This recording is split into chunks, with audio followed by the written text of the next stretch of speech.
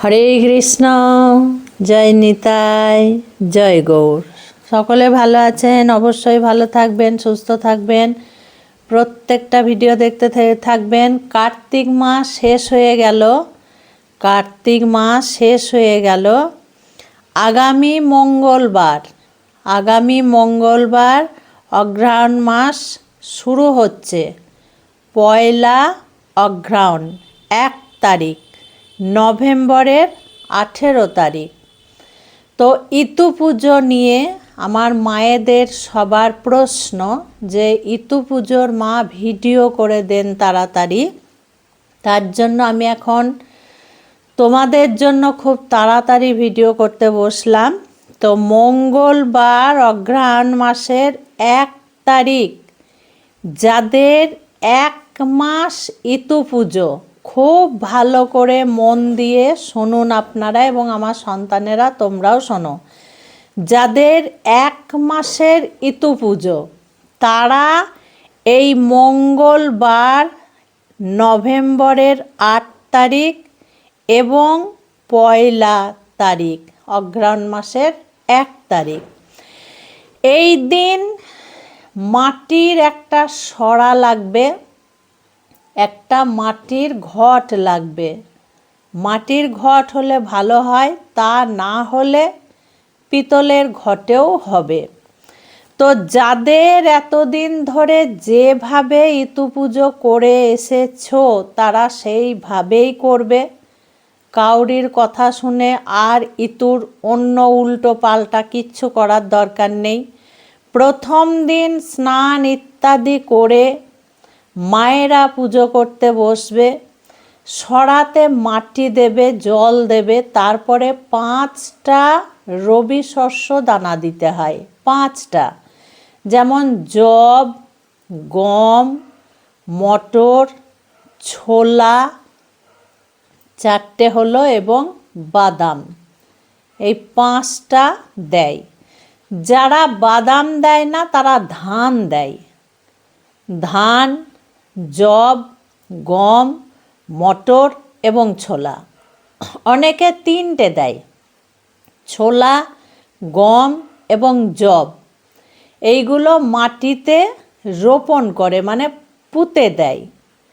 তারপরে ইতু পুজো, ঘট সুন্দর করে স্বস্তিক চিহ্ন বা 3টে তেল সিঁদুরের চিহ্ন এঁকে দিয়ে তার মধ্যে আমের শখা, কলা বা নারকোল, যে যেভাবে দেয় সে সেইভাবে দেবে।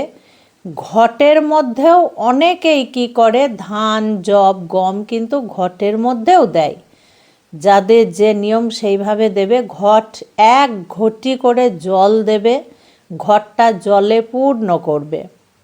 করে তোমরা সুন্দর করে ফুল দিয়ে সাজিয়ে ইতু পাতবে। ঠাকুর ঘরে বা নিজেদের আপন আপন গৃহস্থর ঘরে ইতু পাতবে। তারপরে ধূপকাঠি, প্রদীপ ইত্যাদি জ্বালাবে। বেলপাতা, দূর্বা এবং ফুল, ফল ইত্যাদি নিয়ে তোমরা নিজে নিজে যদি পুজো করো, খুব ভালো কথা। ইতু দেবীর পুজোর বই পাওয়া যায়। কিছু না, নিজে নিজে যদি পুজো না করতে পারো, ব্রাহ্মণ দিয়ে করালে তাহলে আর কোনো চিন্তা নেই, ব্রাহ্মণ দিয়ে করাতে পারো। তা যদি না হয় তাহলে নিজেরাই করবে। তোমরা নিজেরা মা ইতু দেবীকে স্মরণ করবে, সূর্য ভগবানকে পুরো পুজো করবে, মানে জল প্রদান করবে একটা পাত্রতে। সূর্যায় নম, সূর্যায় নম, সূর্যায় নম করে সূর্য মন্ত্র যদি জানা না থাকে, তারপরে মা লক্ষ্মী দেবীকে স্মরণ করবে। তারপরে সমস্ত দেবদেবীর নামে দেবে। তার আগেই সর্বপ্রথম হাতে জল নিয়ে নম বিষ্ণু, নম বিষ্ণু, নম বিষ্ণু করতে হবে। জল শুদ্ধি করে নিতে হবে, ফুল শুদ্ধি করে নিতে হবে, আসন শুদ্ধি করে নিতে হবে। তারপরে ভগবান বিষ্ণুকে স্মরণ করবে বা ভগবান কৃষ্ণকে স্মরণ করবে। একটা তুলসী পারলে ইতু দেবীর ইতু মায়ের ঘটে দেবে, একটা তুলসী নারায়ণকে উদ্দেশ্য করে। তারপরে সমস্ত দেবদেবীর নামে ফুল দেবে। দিয়ে তোমরা পুজো এইভাবে করে তারপরে আরতি করবে। প্রদীপ, ধূপকাঠি, ফুল, কাপড় যা পারবে তাই দিয়ে ইতু দেবীকে আরতি করবে। তারপরে আরও সবাই যারা এওসি থাকবে, বাড়ির লোক থাকবে, তারা তোমরা ইতু দেবীর ব্রত কথা শুনবে। হাতে দূর্বা নিয়ে ইতু দেবীর ব্রত কথা শুনবে। লাস্টে ওই দূর্বা ইতু দেবীর ঘটে দিয়ে দেবে। ইতু মায়ের গল্প আছে, মানে ব্রত কথা আছে। সেই ব্রত কথা আমি আলাদাভাবে বলবো, ওটা অনেক বড়, অনেক সময় লাগবে, আমি বলে দেব তোমাদেরকে। তারপরে কি করবে তোমরা, এই 1 মাস প্রত্যেক দিন ঘটে একটু করে জল দেবে। যখনই পুজো অর্চনা করবে জল দেবে, বাধা বিঘ্ন পড়লে দেওয়ার দরকার নেই, কিন্তু প্রত্যেক দিন জল দেবে। আমি সব খুঁটিয়ে খুঁটিয়ে মায়েদেরকে বলে দিচ্ছি। প্রথম দিন কিন্তু মাথা স্নান করে পুজো করতে হবে। তারপরে মায়েরা বলবে, মা ইতু দেবীর ঘটে যে জল দেব সেটা কি প্রতিদিন স্নান করতে হবে, মানে মাথা স্নান করতে হবে? না, মাথা স্নান করার কোনো দরকার নেই, গায়ে স্নান করলেই হবে। যে মায়েদের ভীষণ শরীর খারাপ, ঠান্ডা লাগার প্রবলেম, তারা জল দিয়ে স্নান না করতে পারলে প্রতিদিন হাত পা মুখ ধুয়ে নেবে, একটা ভিজে গামছা দিয়ে গা মুছে নেবে, মাথায় গঙ্গার জল নেবে, নিয়ে তোমরা পুজো করবে। এটা সব পুজোই করা যাবে। গঙ্গে গঙ্গে গঙ্গে করে নিজের মাথায় গঙ্গার জল দিয়ে শুদ্ধিকরণ করে নেবে, তাহলেও স্নান করার কাজ হয়। যাদের শরীর খারাপ তাদের ক্ষেত্রে এটা হয়, যারা সুস্থ সবল তারা গরম জলে স্নান করবে। এইভাবে প্রত্যেক রবিবারে রবিবারে ফুল, বেলপাতা, দূর্বা ইত্যাদি দিয়ে, জল দিয়ে, নৈবেদ্য সাজিয়ে, ফল, মিষ্টি, দই ইত্যাদি দিয়ে পুজো করবে এবং প্রত্যেক দিন একটু করে জল দেবে। মাসে 4টে করে রবিবার করবে। তারপরে শেষ রবিবার যেদিন, সেদিন হচ্ছে 29শে অগ্রহায়ণ।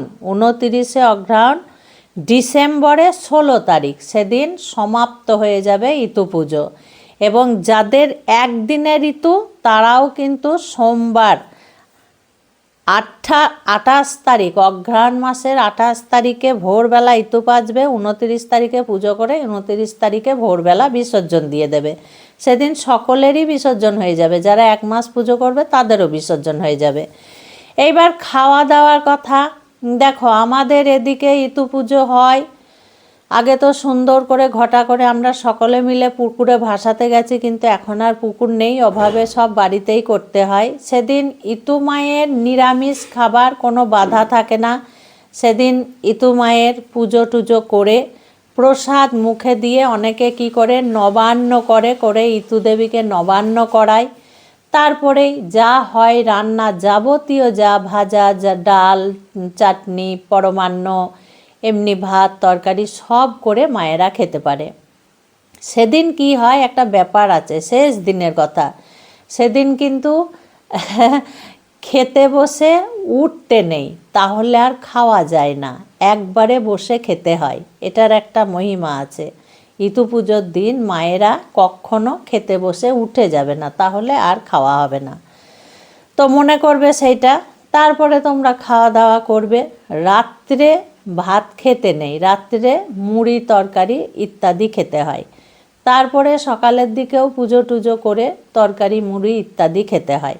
এবার অনেক মায়েদের কি আছে, অনেক মায়েদের আতপ চালের সেদ্ধ ভাত খাওয়া আছে, মানে ভাতের মধ্যে সব কিছু দিয়ে সিদ্ধ করে আতপ চালের ভাত খায়, অনেক মায়েদের আছে। আবার অনেক মায়েদের আছে চিড়ে মুড়ি খেয়ে থাকে, তাদের কোনো রান্না খাবার ইতু পুজোর দিন খায় না, চিড়ে মুড়ি ফল ইত্যাদি খেয়ে থাকে। আবার অনেকেরই আছে ফল জল, শুধু ফল জল খেয়ে ইতু পুজো করে। যাদের আমি যে বললাম পাল্টাতে হবে না, কাউরির কিছু দেখে করার দরকার নেই, যাদের যা আছে তোমরা সেইভাবেই পালন করবে। আর অগ্রহায়ণ মাসটা বিশেষ করে মা ইতু দেবীর মাস বলেই মানা হয়। তার বাইরে নবান্ন থাকে, নবান্ন মানে নতুন ধান ওঠে, শীতের যত সবজি, শীতের যত ফল, শাঁক আলু আখ থেকে আরম্ভ করে সমস্ত কিছু দিয়ে সুন্দর করে ক্ষীর মেরে তারপরে গোমাতার দুধ দিয়ে নবান্ন করে গোপালকে দেয়, রাধা কৃষ্ণকে দেয়, সমস্ত দেবদেবীকে দেয়, বাস্তু মানে সারা বাড়িতে বাড়িতে দেয়। নবান্ন অনুষ্ঠান যাদের আছে তারা তো জানোই তোমরা, খুব ভালো নবান্ন অনুষ্ঠান, ভগবানকে সব কিছু নিবেদন করতে হয়। আবার অনেক মায়েদের ভাত বাড়ানো আছে, যেটা বলে সেদিন সমস্ত কিছু রান্না করে ঠাকুরের কাছে কলার পাতায় ভাত বাড়ায়, তারপরে মারা খায়। তো এই সমস্ত আমাদের 12 মাসে 13 পার্বণ, আমাদের অনুষ্ঠানের কোনো শেষ নেই, একটার পর একটা আমাদের হয়েই থাকে। এতে আমাদের কোনো বিরক্ত লাগে না, আমাদের খুব ভালো লাগে, আমরা ভীষণ আনন্দ পাই এই বারব্রত করে, আমাদের খুব ভালোই লাগে। তো ইতু পুজো এইভাবে কিন্তু পালন করতে হবে।